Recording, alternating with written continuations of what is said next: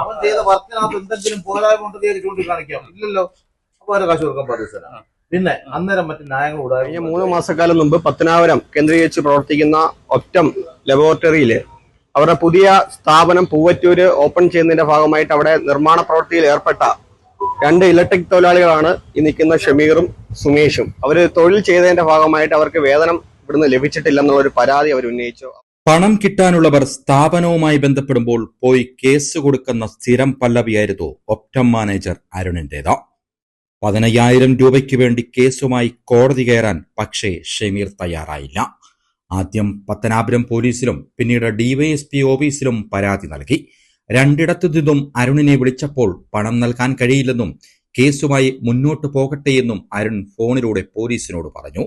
ശേഷം പരാതിക്കാരൻ വിസ്മയ ന്യൂസുമായി ബന്ധപ്പെടുകയും ഞങ്ങൾ നിരവധി തവണ അരുണിനെ ഫോണിൽ വിളിക്കുകയും ചെയ്തു. അരുൺ ഫോണെടുക്കാൻ തയ്യാറായില്ല. അവൻ ചെയ്ത വർക്കിനകത്ത് എന്തെങ്കിലും പോരായ്മ ഉണ്ടെന്ന് ചൂണ്ടിക്കാണിക്കാം. ഇല്ലല്ലോ. അപ്പൊ അവരെ കാശ് കൊടുക്കാൻ ബാധ്യസ്ഥനാണ്.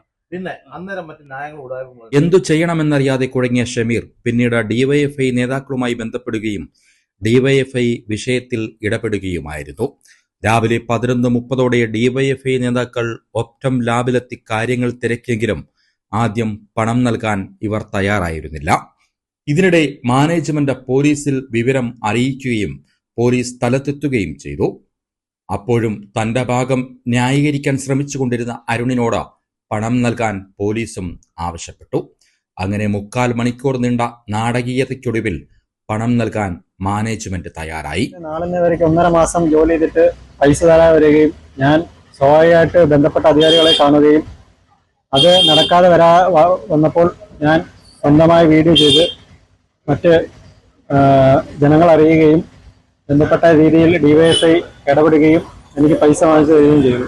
വിവിധ നിയമവ്യവസ്ഥകളെ എല്ലാം തന്നെ ആശ്രയിച്ചിട്ടും അതിനൊരു പരിഹാരം കാണാൻ കഴിഞ്ഞിട്ടില്ല. പോലീസ് അതുപോലെ ബന്ധപ്പെട്ട ഡിവൈഎസ്പി ഓഫീസിൽ ഉൾപ്പെടെ ബന്ധപ്പെട്ടിട്ടും ഇവിടുത്തെ അധികാര മാനേജ്മെന്റിന്റെ തിട്ടൂരത്താൽ അവരോട് തൊഴിൽ വേതനം നിഷേധിക്കുന്ന തരത്തിലേക്കുള്ള സമീപനമാണ് കാട്ടിയിട്ടുള്ളത്. അത് ബന്ധപ്പെട്ട ആൾക്കാർ ഡിവൈഎഫ്ഐയുടെ ചുമതലപ്പെട്ട സഖാക്കള് അത് അറിഞ്ഞ ഉടൻ ഇന്ന് രാവിലെ ഈ സ്ഥാപനത്തിൽ വരികയും അവർക്ക് കിട്ടാനുള്ള മുഴുവൻ വേതനവും ഇന്ന് അവർക്ക് വാങ്ങിച്ചു കൊടുക്കുകയും ചെയ്തിട്ടുണ്ട്. എല്ലാവരെയും എപ്പോഴും പറ്റിക്കാമെന്ന് കരുതരുത്. ഒരു സ്ഥാപനത്തെ മാനേജ് ചെയ്യേണ്ട മാനേജർ തന്നെ ഇങ്ങനെ ഉരുണ്ടു കളിച്ചാൽ സമൂഹത്തിൽ ആ സ്ഥാപനത്തിന്റെ സൽപ്പേര് പോലും ചോദ്യം ചെയ്യപ്പെടുന്ന അവസ്ഥയിലേക്ക് മാറിപ്പോകുമെന്ന് അധികാരികൾ മറന്നു പോകരുത്.